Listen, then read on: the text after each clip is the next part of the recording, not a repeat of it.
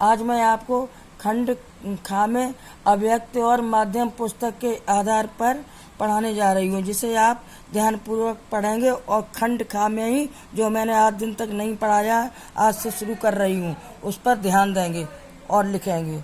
इस पाठ में हम पढ़ेंगे और जानेंगे संचार, परिभाषा और महत्व। संचार क्या है?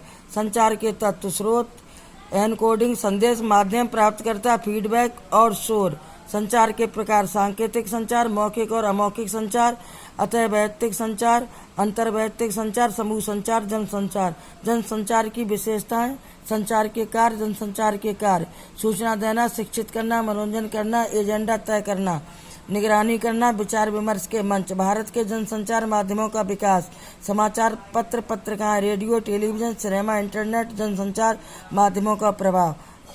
संचार एक परिचय: संचार के बिना जीवन संभव नहीं है। मानव सभ्यता के विकास में संचार की सबसे महत्वपूर्ण भूमिका रही है।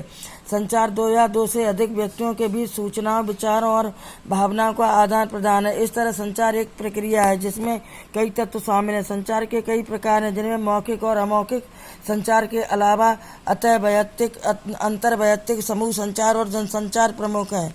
जनसंचार कई मामलों में संचार के अन्य रूपों से अलग है। जनसंचार सूचना, शिक्षा और मनोरंजन के अलावा एजेंडा तय करने का काम भी करता है। भारत में जनसंचार के विभिन्न माध्यमों का प्रभाव बढ़ता जा रहा है। जनसंचार माध्यमों का लोगों पर सकारात्मक के साथ साथ नकारात्मक प्रभाव भी पड़ता है। इन नकारात्मक प्रभावों के प्रति लोगों का सचेत होना बहुत जरूरी है। संचार, परिभाषा और महत्व: हम अधिकांश समय अपनी छोटी छोटी जरूरतों को पूरा करने या अपनी भावना और विचारों को प्रकट करने के लिए एक दूसरे से या समूह से में बातचीत या संचार करने में लगा देते। कई बार हम अकेले में खुद से बातें करने लगते हैं।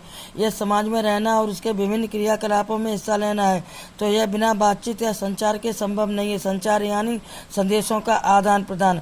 संचार और हमारा जीवन: हम अपने दैनिक जीवन में संचार किए बिना नहीं रह सकते। वास्तव में संचार जीवन की निशानी है। मनुष्य जब तक जीवित है वह संचार करता रहता है। यहाँ तक कि एक बच्चा भी संचार के बिना नहीं रह सकता।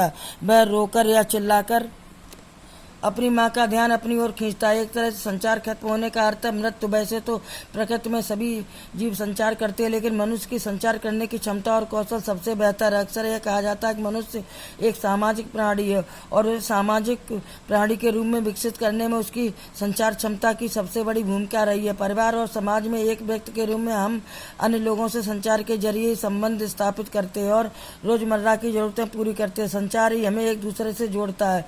सभ्यता के विकास की कहानी संचार और उसके साधनों के विकास की कहानी। मनुष्य ने चाहे भाषा का विकास किया हो या लिपि का या फिर छपाई का, इसके पीछे मूल इच्छा संदेशों के आदान प्रदान की थी। दरअसल संदेशों के आदान प्रदान में लगने वाले समय और दूरी को पाटने के लिए मनुष्य ने संचार के माध्यमों की खोज की।